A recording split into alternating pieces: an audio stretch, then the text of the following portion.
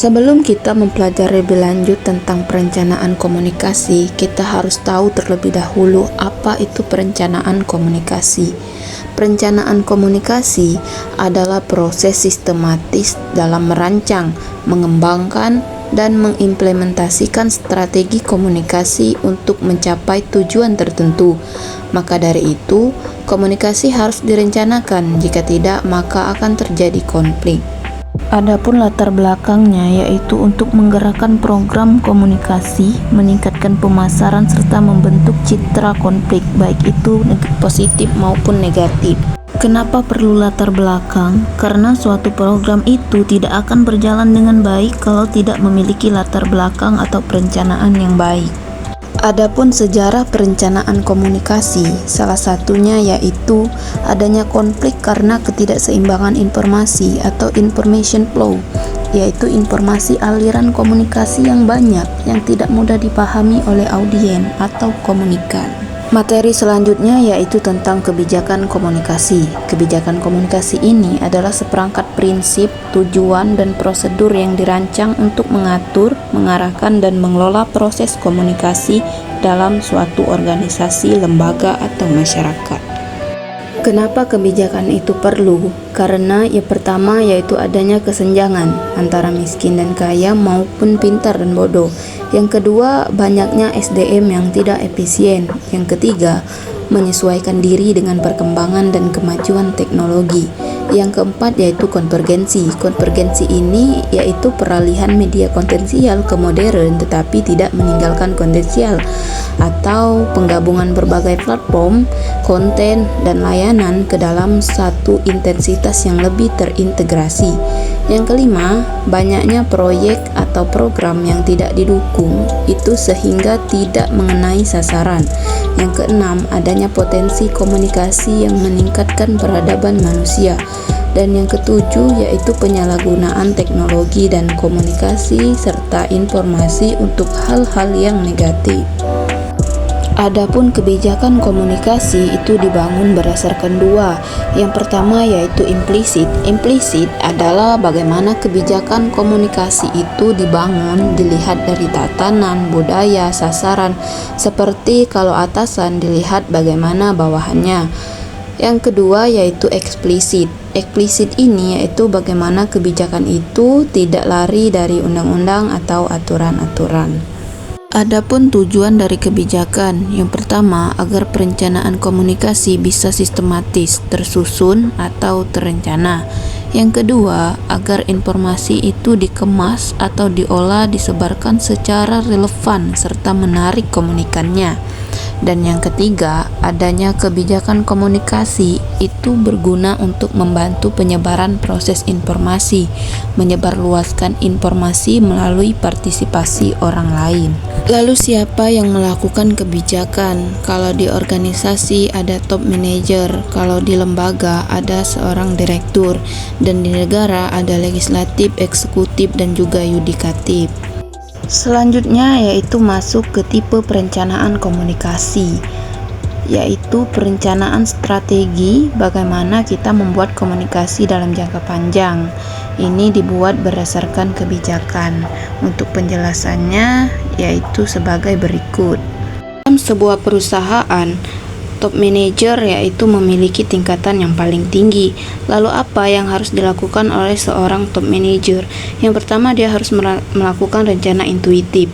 Rencana intuitif ini yaitu implisit, bagaimana bawahan publik itu menerima produk.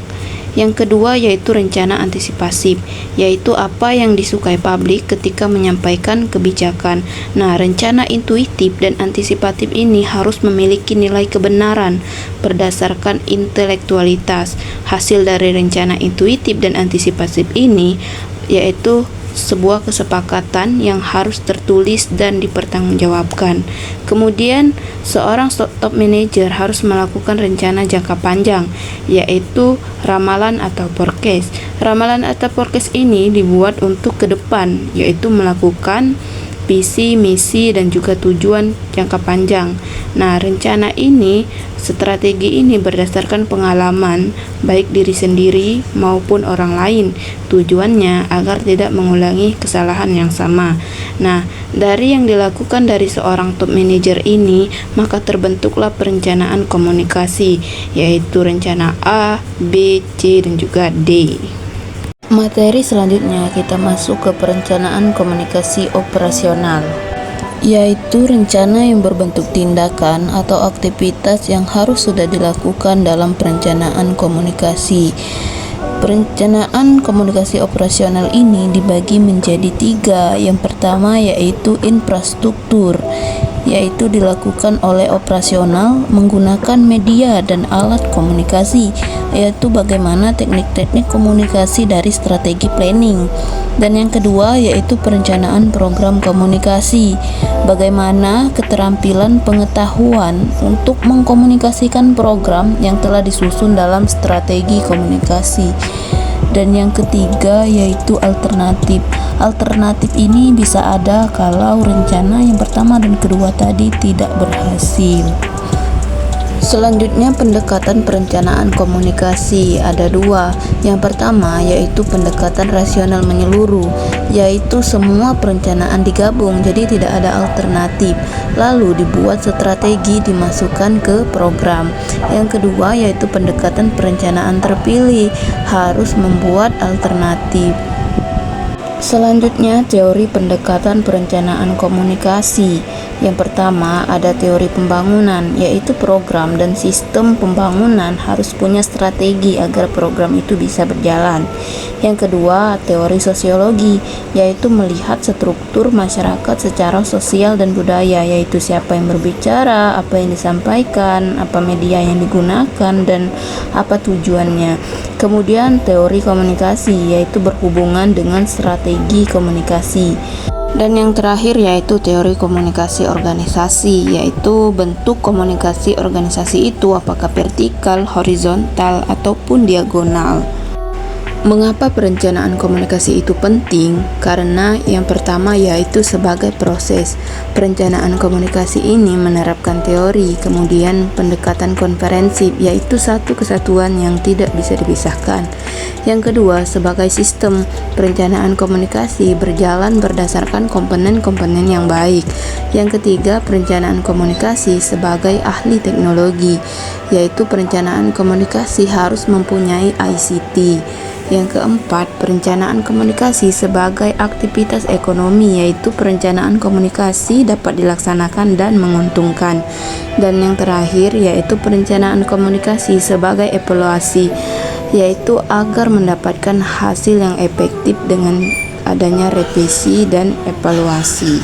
Adapun yang terakhir yaitu masalah dalam perencanaan komunikasi. Yang pertama, regulasi internasional, yaitu terkait mengenai jaringan satelit.